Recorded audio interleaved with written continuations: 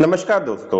AIS जिसे annual information statement भी कहा जाता है और रिटर्न फाइलिंग के लिए बहुत ही मैंडेटरी डॉक्यूमेंट होता है। एआईएस को डाउनलोड करने के लिए अपने इनकम टैक्स पोर्टल पे आपको लॉगिन करना है। उसके बाद आपको यहाँ पे ऑप्शन पे आना है, एआईएस का ऑप्शन आपको दिखेगा।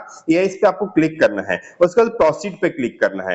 एआईएस पे क्लिक करने के बाद आपको अपने फाइनेंशियल ईयर को सिलेक्ट करना है। जिस फाइनेंशियल ईयर का आपको एआईएस डाउनलोड करना है उस पे आप क्लिक करेंगे।